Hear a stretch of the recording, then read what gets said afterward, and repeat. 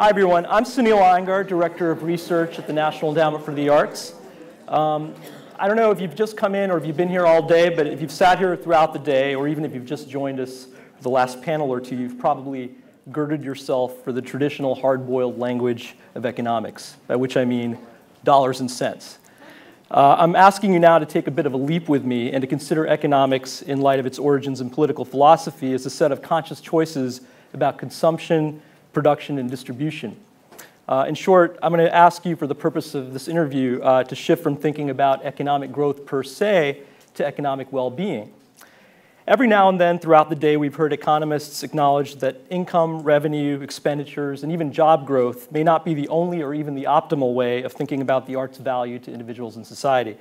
What about non-monetary measures, such as time, which is a finite commodity for most of us, one that we're obliged to budget and appropriate? In that connection, I just want to quickly mention three initiatives. One is the NEA, through our research office, has been putting a lot of emphasis lately on studying what's called the American Time Use Survey, which is a data set maintained, some of you know, by the Bureau of Labor Statistics, the Department of Labor.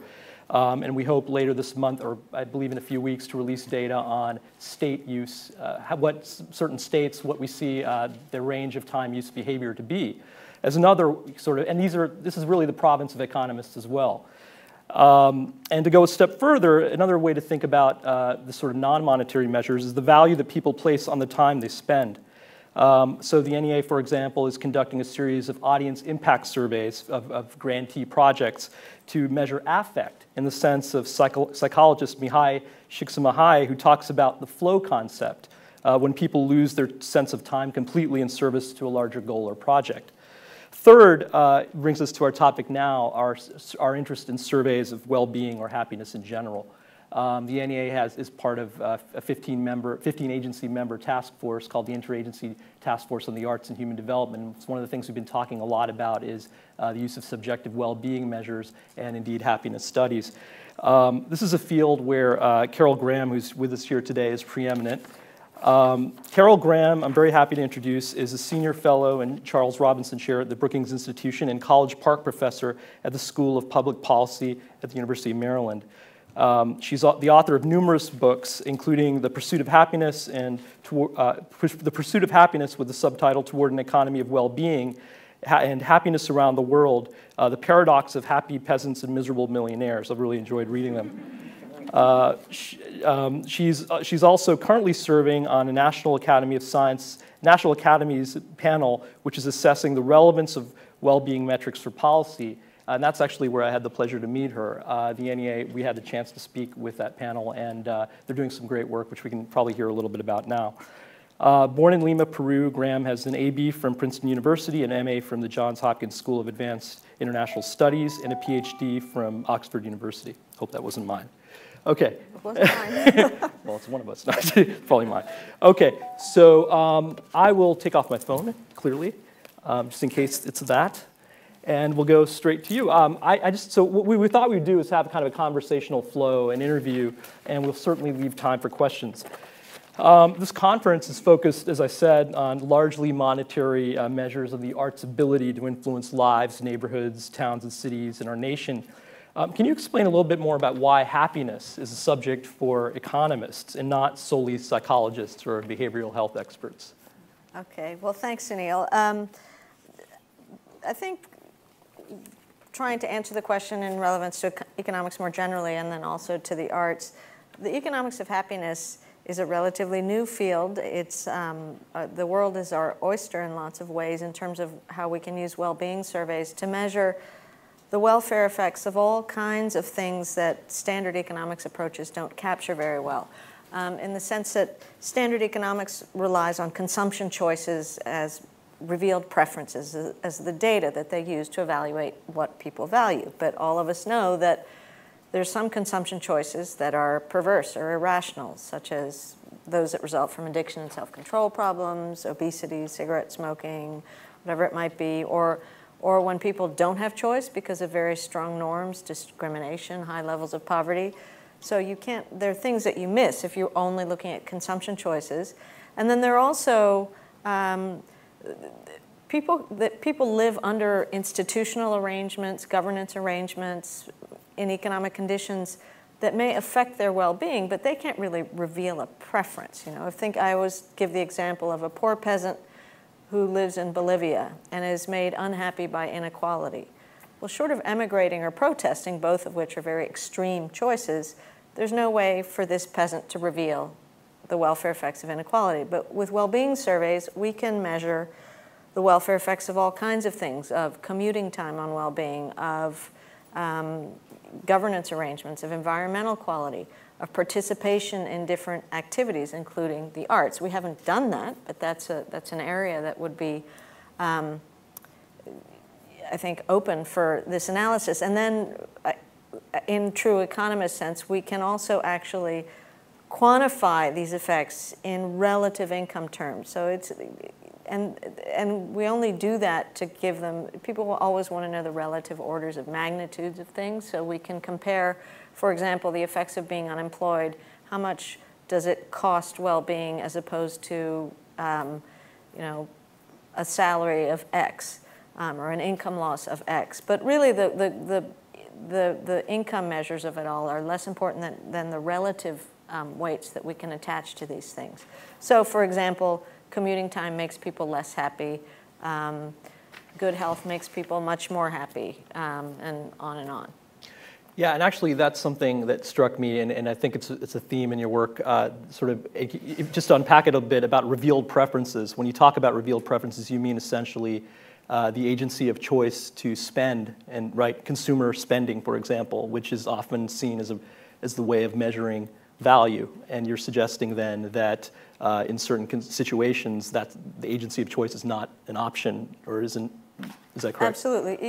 Either choice is not an option because people don't have means, or they don't have information, or there are norms that dictate their choice. Think of somebody in a lower caste in India, where it's a very strong norm that not only are you in a lower caste, you'll stay in a lower caste.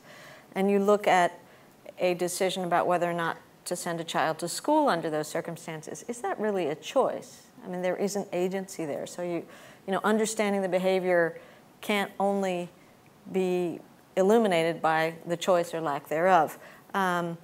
In other instances, and very often, I think, in our society, where we have a lot of prosperity and a lot of consumption choices, and a lot of consumption choices seem to be driven by keeping up with the Joneses, or by marketing, or by other things, not all of which are bad, but they often can lead to bad choices. And one of the things that we find in this whole area, and one of the nice and most interesting things about this whole area of economics, is that we do actually work with and learn from psychologists every day, and that's a wonderful thing. But one of the things that we also have learned is that people often mispredict. So they will think that a very large expenditure on a new car, a fancy new car, will make them very happy. Well, it turns out it does the day they bought it. And every now and then they look at the new car. But usually when they're driving, they could be driving a VW Bug and it wouldn't make a difference. In other words, there's a big misprediction. So people think that material goods will enhance their well-being, and yet what we find in the empirical work, not just in the U.S. but around the world, is that the basic determinants of happiness are things like good health, stable partnerships, friendships, having meaningful activities, so meaningful work, I don't have data on participation in the arts, but it fits into that realm of activities, which is the sort of, it is about being purposeful and active and productive, but it isn't necessarily about income alone. Right, and actually, could you expand on, I know that there's a paradox of sorts. I mean, it's in your title about the way that income has been equated with happiness across different countries. And isn't it true that, at least in a lot of the research, upward mobility, and again, getting back to the agency of choice, seems to be a lot more associated with sort of happiness, positive, subjective well-being measures? Well, here the whole issue of not having agency and having agency is where there is a puzzle. And the paradox of happy peasants and miserable millionaires was originally, in my original work, the paradox of happy peasants and frustrated achievers. And there are several dimensions of well-being. There's well-being as simple contentment, and you can think of it in the Benthamite sense. There's a chapter in my latest book called "Should Bentham or Aristotle Be in the Census Bureau?" But Benthamite happiness is basically the greatest contentment for the greatest number of all people. Aristotelian happiness is people's capacity and ability to lead a fulfilling life, in addition to having enough means. And when we look around the world, we find often that, or even within the US, you can find very poor people with low expectations without the agency of choice who can report to be content with day-to-day life. And that's probably a good thing from an individual psychological perspective, just to be able to adapt to adversity and sort of value daily life and take contentment in. Then we find that people with more means, and income proxies for means, but really more means means more education, more choices, more opportunities to lead a fulfilling life, are happier on both dimensions of well-being, both contentment and Aristotelian well-being. But when people are in the process of trying to acquire agency, when you look at, for example, I've done a lot of work on migrants, people who have chosen to migrate from a poor country or to a wealthier country to make their lives better or make their children's lives better. Or when you look at upwardly mobile people in rapidly growing, developing countries like China or Peru, where I'm from, when you see people who are making big changes, maybe have migrated from rural to urban areas, have made big income gains, they're typically not very happy. And what we don't know and are trying to disentangle is whether it's that making those major life changes requires some frustration and unhappiness, or whether the process of change is necessarily unsettling. And we're starting to get at this and have some sense of it. What we do know from a lot of research is that, in general, people cannot adapt to uncertainty. They can adapt better to unpleasant certainty than they can to uncertainty. So you see societies caught in bad equilibriums, lots of poverty, bad health, sort of complacent about it, and it takes some kind of change to shift, to acquire agency or a better life, and that shift is usually not a happy process. So I was hoping that, just a couple more questions that I'd love to open it up. For this group here, if you could think about, if you could explain to them where sort of the field of happiness research has kind of connected with policy now abroad and here, and some of the work you're doing, with the Academy, National Academies, and just maybe even speculate on where you see the arts in that mix. Okay, well, one of the things that's been remarkable from my perspective, because 10 years ago, if you said you worked on happiness to a group of economists, they looked at you like you were certified nuts and were about to grow horns or something. And now it's not, even in mainstream economics, there are just thousands of articles a year with happiness in the title or using happiness surveys. So it's become a much more, and that has resulted in, I think, enough people refining the metrics that we have a robust measurement science, and that's an exciting thing. And as a result of that, I think there's an interest in using these metrics in policy. I think another driver of that interest, and that interest ranges from the British government putting well-being metrics into its statistics already, to the UN General Assembly having a meeting in April about should well-being be a 9th Millennium Development Goal, the Sen-Sarkozy Commission on well-being measures in general for sort of measuring development policies around the world. So there's been, I think, a shifting also of priorities, perhaps in part due to the global economic crisis, in a sense that the model we had before failed in some way. People are grasping for something else, and maybe the moment was right for well-being metrics, but in any event, there's a lot of receptivity to should we be using these metrics in policy. And in the case of the United States, which is moving much more cautiously and much more skeptically, indeed there was a Wall Street Journal article 2 days ago basically bashing the work of the panel and saying that now the government was going to get in the business of telling people how to be happy, which is not at all what this is about. But you can imagine this is, it's a new topic and it's ripe for criticism. But I think what we're trying to do in the policy realm is to introduce metrics, or to think about how best to introduce metrics that can measure these two dimensions of well-being, how people spend their daily lives. Are they content? What's their quality of life as they go through these experiences, the daily experience kind of well-being, which I've roughly called benthamite. And then how do people evaluate their lives as a whole? What kind of opportunities do they have? How do those evaluations track with the choices they have in their lives and the kinds of lives they lead? And then ultimately, what, if anything, do either of these two dimensions of well-being cause? Do they cause behaviors of interest? So some of the work I've done shows that well-being or happiness as contentment it doesn't really cause anything, but well-being in terms of sort of in the more life evaluation sense seems to be associated with better performance in the labor market, more productivity, better health, more investments in one's own future. If you think you're going to have an opportunity in the future, you're more likely to invest in it. So the policy discussions at this point, at least in the US and in the panel, are very much along the lines of, which metrics are tractable, what could we really incorporate into our statistics, what constitutes a meaningful change in one of these metrics, because one thing is research, another is policy, and then we need metrics that are easily tractable, easily understandable, and that can be followed across people and over time in a fairly simple way. The British government has simply incorporated 4 questions into its statistics as an experiment. One is, generally speaking, how satisfied are you with your life, and a life evaluation.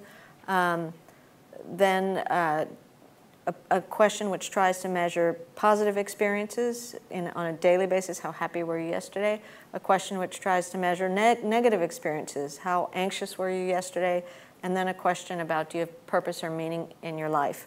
And the experience questions are not just about daily experience. They track with things we care a lot about. For example, people who report to have worried a lot yesterday in the United States are much more likely to not have health insurance or to have a health condition.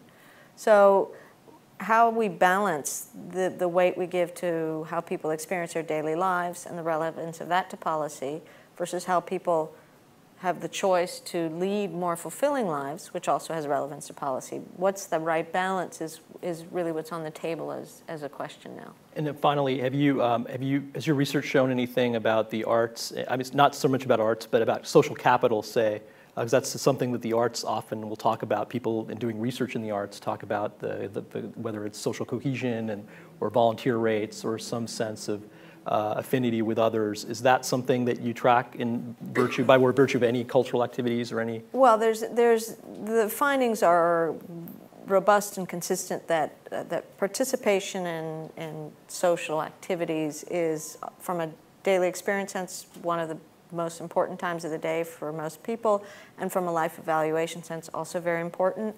There's some studies that show that altruistic people are happier. There's even a study on religion in Europe where religion is a moderate force. Any of the religious findings break down where religion is a divisive force, but that not only are religious people happier than non-religious people, but that even atheists are happier when they live in religious neighborhoods. And so what does that have to do? That has to do with the social capital component of it all. And so if you think about that set of findings, again, I haven't done anything directly on the arts, and you think about the importance to people's overall life satisfaction and life evaluations of participating in meaningful work, it's a no-brainer to imagine that the arts, participation in the arts, both because of the individual fulfillment that it can give and also the community that often brings with it, is likely to be associated with higher levels of well-being. It'd be great if you happen to have any NEA funding, we'll do a study for you. But I'll pretend I didn't hear that. Actually, we'll talk. Yeah, we'll talk. Yes, exactly. My boss is in the front row. Couple of things I just want to mention, and then I'll turn it over. We were talking largely about, if you'll notice, about policy and in connection to this, but in fact, companies, as far as I know. There's some employers who are also very interested in this issue, so the private sector seems to be, to some extent, interested. I don't know if they would fund studies too. But you know, as you know, the Gallup World Poll and some of these actually have clients among industries that are interested in understanding. They do a nightly survey of well-being. And they get, you know, I think it's a few hundred each. 1,000 a day. 1,000 a day, Yeah. There you go. And so it's a pretty large group over time. And I think that that could potentially appeal to a broader group than I think just public policymakers, I would hope. And the other thing is, in terms of arts research, there is a study some of you may have seen reported in the popular press. There was a Norwegian study actually done last year, reported last year by the British Medical Association, where it was something like 100,000 or so people, as only the Norwegians can do, where they looked at happiness. Well, actually, they looked at cultural participation in terms of active cultural participation versus what they called receptive.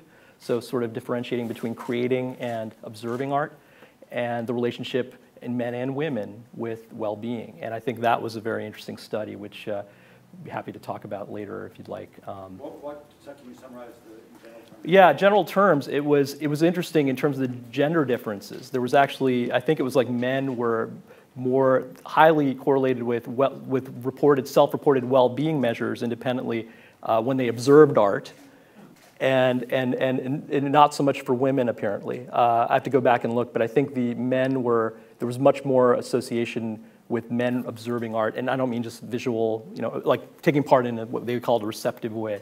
It's an interesting study, and I think it was published in a large epidemiological journal. So that's the kind of work that's being done abroad, some of it anyway. I know it's very limited. So for Carol, any questions? Oh, sure. Yeah. You could say your name and affiliation. Okay. Hi, I'm Fred Altman, and I have a rather far-fetched question. There's a correlation between happiness and immune function and health outcome. And so instead of talking about the monetary effects of the arts, how about, what might be the relationship between health and having arts available? Well, I can't answer that directly, but I certainly, I know of several studies that find a relationship between happiness and longevity, happiness and better health. We know that better health makes people happier, but we also know that happier people live longer and are typically healthier. There are all kinds of reasons for that. My read of all the data, including my own, is that part of it is just that a better attitude helps you manage any kind of chronic disease. It probably won't cure cancer, but for a lot of conditions, a good attitude gets people through. And also, there seems to be a kind of spillover effect. So we find, for example, that if you're of a certain income level and if people around you have higher levels of income, that typically decreases your reported happiness or well-being because of some human envy effect or whatever it might be. But if you are around happier people, you're actually happier. There's a positive spillover effect, and I think that fits, that flows over into the health channel or dealing with health problems channel.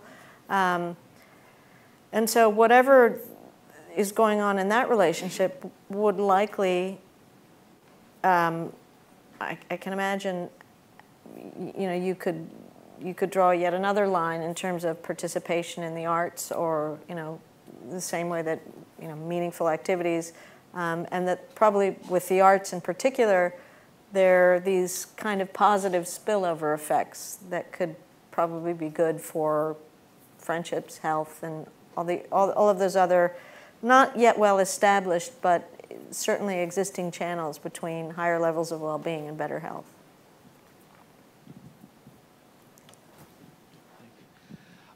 You've spoken mostly about the effect of arts on happiness, or I mean the effect of arts on happiness of the community. I'm wondering about the effect of how artists are happy, and I wonder if you can just think about the manner in which artists, arts organizers, and dare I say, arts researchers might characterize their happiness, or how it might be qualitatively different from or similar to the kinds of happiness that people who aren't involved in the arts experience? Okay, let me try and answer you in two ways. One is just typical economist blunt tool saying, we're not going to say anything unless we can establish a real effect. And the way we would do that would be to have one of our standard regressions with happiness on the left-hand side and all of these control variables, age, income, gender, marital status, and we'd put in what we call a dummy variable for whether you're an artist or not. And if you had enough artists and enough different categories of artists, we could even categorize them and see if they were controlling for all these other things, happier than the rest. So then you probably could find an effect. And so that's kind of one, very sort of kind of metric-y answer. A second one, though, stems from everything that we know about the determinants of well-being. So we know that income matters to well-being in the sense that being destitute is bad for well-being or happiness, and having more means and therefore more choices that come with that is good for well-being. But we also know that after certain levels of income, more and more income don't make people happier. We know that people who pursue that place sort of excessive emphasis on material goals versus other goals are less happy. We know that people that participate or perceive to have meaningful work or to do meaningful work or to be appreciated at work for what they do are more productive than those that don't. We know that a very less well-defined component of this life evaluation kind of well-being has to do with having purpose or meaning in your life. You could put artists in probably all those categories, and it would suggest that probably artists, and they've chosen to be artists, so they've made a choice. They've made a conscious choice in their lives, and most of them knowing that they're probably not going to be millionaires. So the likelihood is that they're probably pretty happy compared to the average guy. But You could put in a dummy variable for, are they blues musicians? Because then... But I like blues. Blues musicians really happy. Yeah, a little bit of sad.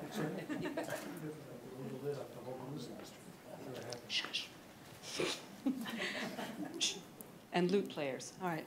Hi, I'm Xena Varela. I'm Associate Professor of Arts Management at American University. A lot of the work that I've done has been with arts and culture organizations in Latin America and extremely impoverished communities and in zones of conflict. And what I found is that in those areas, what people hold on to most are the arts and their artistic expression when everything else is gone. Right? So there's no place to live. Whatever, their songs remain, stories remain, some kind of artistic production remains. So I'm looking for this connection between what you're saying about well-being and the arts. And I'm just wondering if you could talk a little bit about what you know about happiness among people who really should be really miserable, and what that's like. So happiness in zones of conflict, happiness in war, and happiness in extreme poverty. Okay, well, I know a lot about happiness and extreme poverty, and I'm from Peru, which is, I have to say, one of the richest sort of artistic handicrafts traditions in Latin America, as well as cuisines. So it's a culture that values art in lots of different expressions. I did the first study of happiness in Afghanistan, a pilot study, not in the very violent zones, but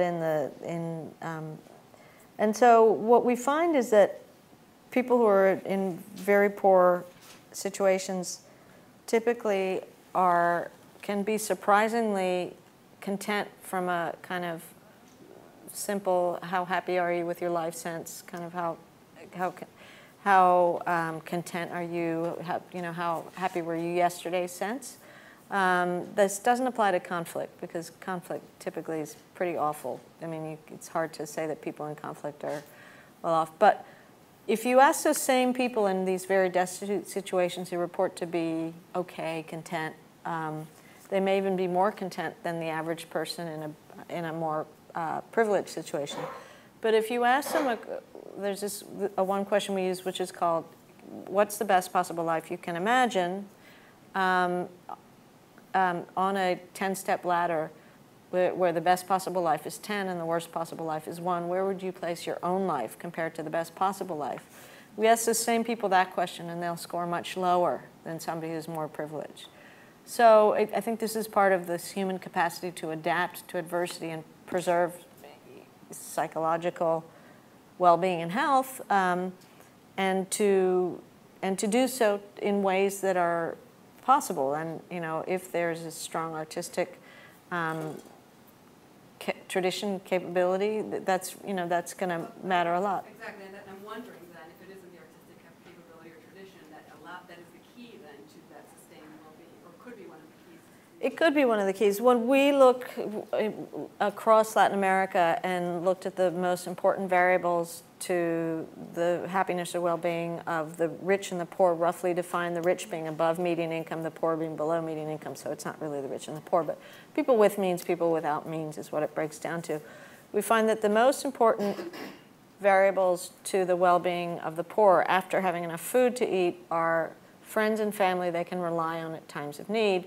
The most important variables to the well-being of the rich are their work and their health. Now, you could conclude that the rich are greedy jerks, they don't care about their friends, but I don't think that's what's going on. What's going on is, the rich still value their friends. For the rich, work and health are their agency, their ability to control their lives and do what they want. For the poor, in a region where there aren't good safety nets, where life is very, can be very vulnerable and unpredictable, friends and family are the safety nets. We didn't have a variable for the arts, but one could imagine that the arts could be, an outlet that the poor have to lead in difficult situations, to lead more meaningful lives, right? To put those, but again, I'm only conjecturing here. I think we can take one more question, Stephen. Much of the work you've discussed has implied comparison between rich and poor and explicitly made them. But have you sort of calculated a Gini index of happiness? And how is that trending? So do you have some sense of the nature of inequality in happiness levels and how that's evolving? That's a very good question. We also have quite a bit of work on how inequality affects happiness, which is a slightly different question. That's more easily answered than your question because it has a lot to do with what inequality signals. If it signals injustice, it makes people unhappy. If it doesn't, it signals opportunity. They don't mind it. The problem, the inequality of happiness question is, we know, there's some distribution of happiness, and we know that there are always more very happies among the rich than among the poor because of just, real environmental reasons. But that distribution is also just driven by something I often call the curmudgeon effect, right? You think about everybody you know, and there are people that are natural curmudgeons, or people that are naturally happy all the time. And so that distribution of character traits, which also goes across populations, is a pretty normal distribution, affects your distribution of happiness. So it's the asymmetry in happiness is less than the asymmetry in income across populations, for sure. There's also a wonderful study by a colleague of mine in France about asymmetry in happiness among couples. So it's called "You Can't Be Happier Than Your Wife," and what it finds is that it predicts the probability of divorce is highest when there's asymmetry in happiness levels. So it's better to have two happy people married to each other, or two unhappy people married to each other, but you don't want a happy person and an unhappy person married to each other. So anyway, that's Thank you very, very much, Carol. Please give a hand to Carol.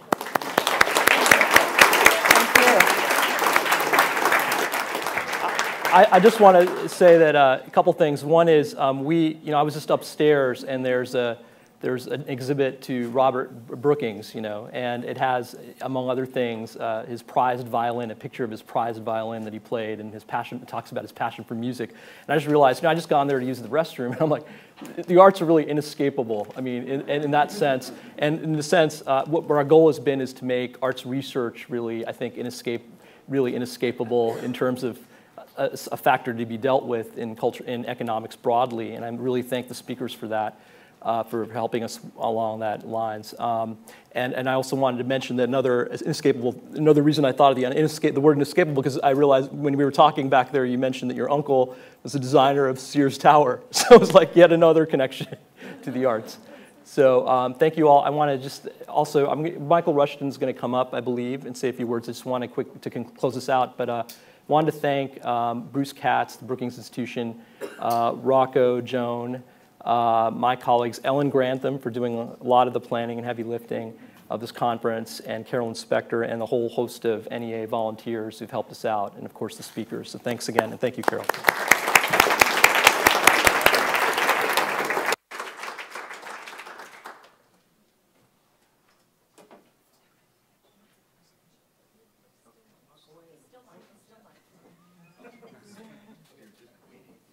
Okay.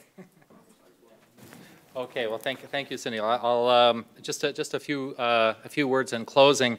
A couple of observations that weren't actually things that weren't apparent to me as we built up to the symposium, but that really became clear yesterday with the meeting of the authors and today in the presentations, is that an interesting complexity in the subject of the arts, new growth theory, and economic development. When we selected papers, Sunil and I worked together to, select papers for the symposium. We thought, well, okay, who's doing interesting things? Who's doing interesting work that we'd really like to have presented here? But what came about as almost sort of a happy accident is a nice complementarity amongst all of the work we had that actually illustrates what's necessary to look at a subject like this. We've had presentations today that really get inside the heads of artists and engineers and so on, and how they think about creativity and design, up to entrepreneurs at both the individual artist level, nonprofit entrepreneurs in commercial galleries, and then as we build up from there, going to studies of city blocks, to neighborhoods, to small towns, to big cities, to metropolitan areas, to larger regions.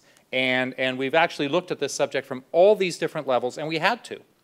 You could not have a full understanding of this subject only looking at it at one level. And so it's great that we were able to bring together all of these different perspectives to try to gain some insight into this. The second thing I really noticed from this is that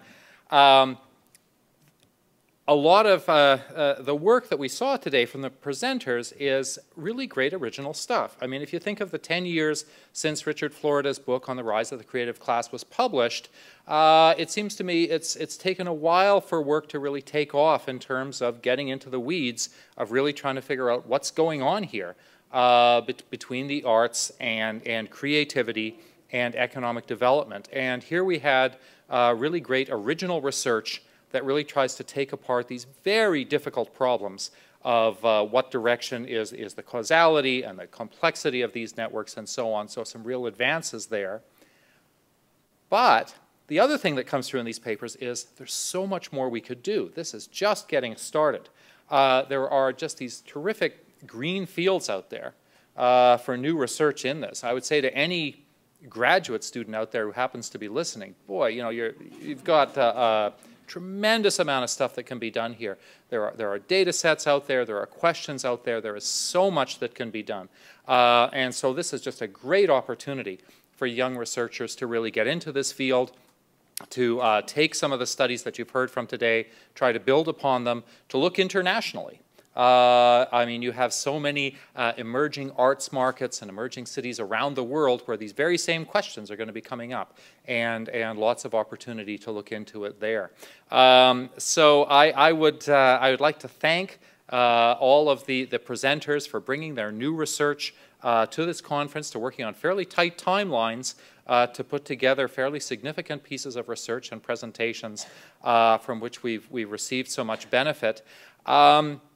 And a final thing to say is that in Ed Glazer's talk, he talked about the importance of cities as things that reduce distance, all the advantages that come from being face-to-face with one another rather than sort of imagining that everything can be done by telecommuting.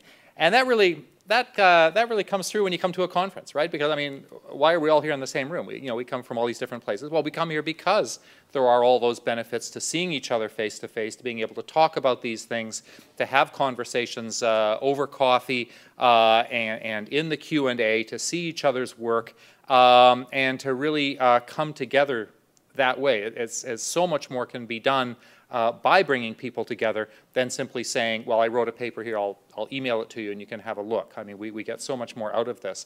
And so great thanks to the National Endowment for the Arts, to Rocco Landsman, to Joan, to Sunil, Ellen, all the people at the National Endowment who brought this together, to everybody at Brookings who came to host this terrific event, to publicize it. We were just overjoyed with the amount of response that we got to this. It's been a terrific event. Thank you very much, and I think that's it.